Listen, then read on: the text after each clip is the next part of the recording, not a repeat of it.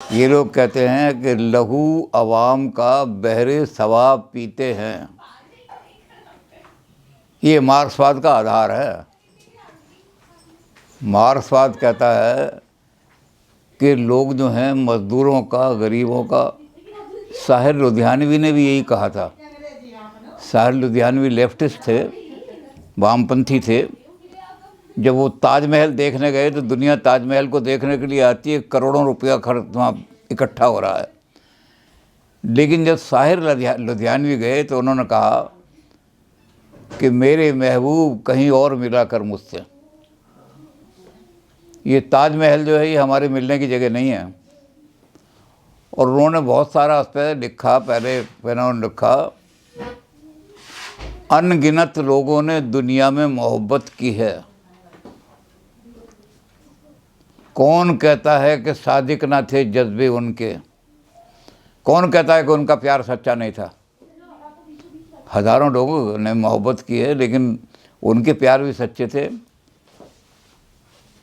लेकिन उन लोगों पे तशहीर का सामान ना था, इश्तहार करने के लिए, ढंढोरा पीटने के लिए कि मैं प्यार कर रहा हूँ अपनी पत्नी से। उन लोगों के पास कोई इश्तहार लगाने के लिए, ढंढोरा पीटने के लिए, प्रचार करने के लिए पैसा नहीं था, क्योंकि वो लोग तो अपनी ही तरह मुफलिस थे। वो गरीब लोग जो थे उनका प्यार बड़ा सच्चा होता है, लेकिन उन लोगों के पास पैसा नहीं था कि मैं अपने प्यार का ढंढोरा पीटूं। देखो जी, अपनी औरत के लिए मैंने क्या बना के खड़ा कर दिया। तो इसलिए अंत में उन्होंने कहा कि तुझे ये ताजमहल सुंदरता की निशानी देखा है, और मुझे क्या दिखाई दे रहा है कि सीने दहर पे नासूर है कोहना नासूर। ये मानवता की छाती पर एक बहुत बड़ा कैंसर है ये, और पुराना कैंसर है। पुराने कैंसर में तो खून टपकता रहता है हमेशा। तो कहते सीने दहर पे नासूर है कोहना नासूर, मेरे और तेरे ही अजदाद का है इसमें खून। इसकी एक एक ईंट से, एक एक पत्थर से मेरे और तेरे जो बाप दादा थे उनका खून निचोड़ निचोड़ करके ये महल बना दिया उसने, ताजमहल ने। गरीबों को रोटियां भी नहीं मिल रही थी, जो मज़दूर यहाँ काम करते थे, कि कहीं और जगह ये ऐसा ही ताजमहल ना बना दें। बाद में उनके अंगूठे भी काट दिए गए थे। तो उसने कहा कि तुझे ये ताजमहल अच्छा लगता होगा, लेकिन मुझे तो गरीबों, कितने गरीबों का खून चूसा गया होगा और कितने गरीबों के ऊपर अत्याचार किए हुए होंगे, तब ये ताजमहल के लिए रुपया इकट्ठा किया है। तो ये जो चीज़ है ये वामपंथ का निशान है। ये मार्क्स की छाप बोल रही है।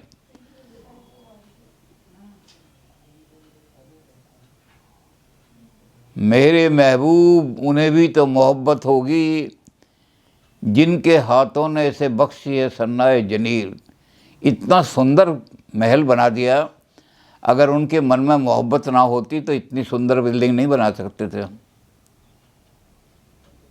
तो मेरे महबूब उन्हें भी तो मोहब्बत होगी, जिनके हाथों ने इसे बख्शी है सन्नाए जलील, और उनके प्यारों के मुकाबिल रहे बेनाम सदा।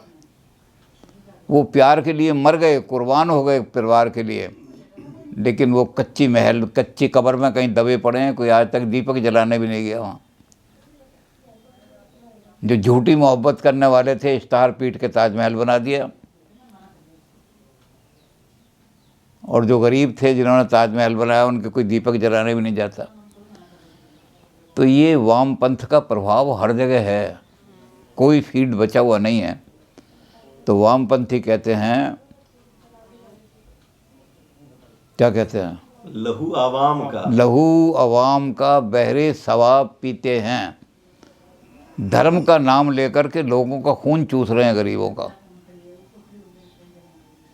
लहू अवाम का बहरे सवाब है धर्म का नाम लेकर, धर्म का नाम लेकर के, और गरीबों का खून चूस रहे हैं। वो पारसा हैं, पवित्र कहलाते हैं, बड़े ऊँचे, अजी बड़े ऊँचे महात्मा हैं ये तो वो पारसा हैं, मगर बेहिसाब पीते हैं। लोगों का खून पी पी करके बड़े बड़े आश्रम खड़े कर दिए, और वहाँ किसी के बच्चे को सड़क पर लेट के जगह नहीं है। आप झारखंड में जाइए, आप उड़ीसा में जाइए, ऐसी जगह जाइए जहाँ बिल्कुल हिमालय के एंड में जा कर के लाहौल स्पीति जगह है। झारखंड में तो ये है कि एक छोटी सी कुटिया में कुछ आदमी रह रहे हैं और यहाँ से कुरुक्षेत्र से लड़के जो हैं जाते हैं पिकनिक के लिए, जा देखने के, जैसे हर साल भेजते हैं।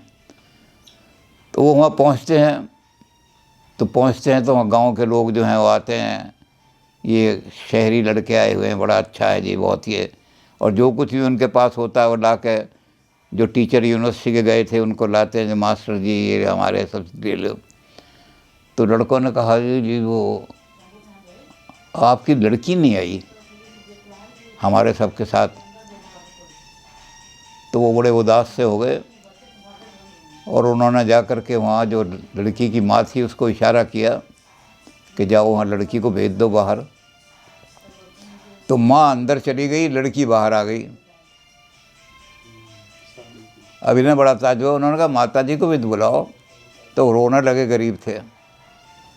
अब यहाँ कुरुक्षेत्र बड़ा संपन्न जगह है, यहाँ के लड़के बड़े संपन्न थे, उन्हें ये चीज़ कल्पना भी नहीं हो सकती थी कि ऐसे लोग भी हैं। तो वो रोने लगे, उन्होंने कहा क्या बात है। तो उन्होंने जो आदमी टीम को लेकर गया था उसको बताया कि हमारे घर में एक ही धोती है, वो माँ ने पहन ली तो बेटी अंदर नंगी बैठी रहेगी, और बेटी ने पहन ली तो फिर माँ बाहर, इसलिए बाहर एक ही आ सकता है या माँ आ सकती है। तो एक आध लड़का तो ऐसा प्रभावित हुआ कुरुक्षेत्र का, जिनका नाम लेने की मैं ज़रूरत नहीं, लेकिन उन्होंने अपने माँ बाप को कह दिया कि आपके घर में बहुत संपन्नता है, घर के अंदर किसी चीज़ की कमी नहीं है, मैं तो पढ़ाई छोड़ करके झारखंड में बैठ करके इन गरीबों की सेवा करूँगा। जहाँ ऐसी हालत में लोग रह रहे हैं और यहाँ तुम्हारी इतनी अमीरी कि सॉरी दिन में 3 बार साड़ियाँ बदल रही हैं औरतें। तो लहू अवाम का बहरे सवाब पीते हैं, वो पारसा हैं मगर बेहिसाब पीते हैं।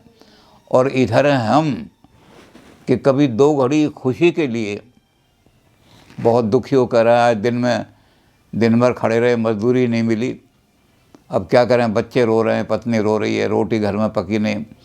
तो ये सोचने के लिए कि भाई इनका दुख दर्द हम नहीं देख सकते तो ज़रा सा डाल लेते हैं, पी लेते हैं। तो इधर हैं हम कि कभी 2 घड़ी के खुशी के लिए फलों का रस भी पिएँ तो शराब पीते हैं, गालियाँ देने लगते हैं, शराब ही है ये।